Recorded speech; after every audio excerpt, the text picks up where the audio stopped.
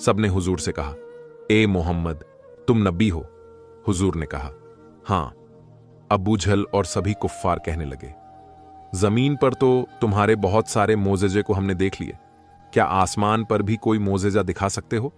आका ने फरमाया, हां। सबने कहा, दिखाओ। आसमान पर चांद निकला था, इसी चांद को। सरकार ने इशारा किया, जैसे ही मेरे आका ने इशारा किया था कि चांद 2 हिस्से में बंट गया। आका ने फरमाया, देखो सारे लोग देख रहे हैं। तारीख में आया है, उसमें से 13 लोगों ने कलमा पढ़ा, वही इस्लाम में दाखिल हो गए, और ये जालिम अबू जहल कहता हुआ भाग गया कि मोहम्मद तुम्हारा जादू आसमान पर भी चल गया। दोस्तों, यहां यह भी बता दे, उस वक्त हिंदुस्तान में 12 बजे का वक्त था और मालीवाड़ा हिंदुस्तान का राजा था। वो अपने महल पर आराम कर रहा था। उसने देखा कि चांद 2 टुकड़ों में बंट गया है।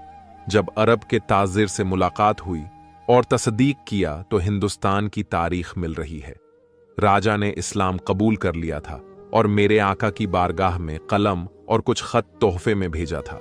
उसमें एक पान भी था, और जिसके हाथों से भेजा था उनसे कह दिया था कि अगर वो नबी होंगे तो तुम्हारी जबान भी समझेंगे, और ये चीज कैसे खाई जाती है इसका ढंग खुद वो जान जाएंगे। तो जब यह ताजिर काफिला के साथ गए तो इनका नाम चंदन शाह था। जब ये गए और आका के सामने हाजिर हुए तो आका इरशाद फरमाते हैं, यहीं पर किताबों में कहा गया है, नबी सल्लल्लाहु ताला अलैहि वसल्लम कहो कुशल मंगल है। नबी ए करीम सल्लल्लाहु अलैहि वसल्लम ने फरमाया, चंदन कहो कुशल मंगल है। तब चंदन ने कहा, कलमा पढ़ा। ये मेरे आका ने कलमा पेश किया, इस्लाम में दाखिल फरमा लिया। अब जब पान को पेश किया गया तो सरकार ने ऐसे ही पान पर पान की जरूरियात को रखा जैसे यहां रखा जाता है। फौरन नबुव्वत की तस्दीक हो जा रही है। इसी तरह वक्त गुजरता गया। मेरे सरकार ने देखा कि बच्चियां आज भी जिंदा दफन की जा रही हैं, औरतें मारी जा रही हैं। मेरे आका इरशाद फरमाते हैं, लोगों खबरदार, कोई अपनी बच्ची को मारे ना, कत्ल ना करे। जब किसी के घर कोई बच्ची पैदा होती है तो बच्ची अपने माँ बाप को जहन्नुम से बचाने के जरिया बन जाती है।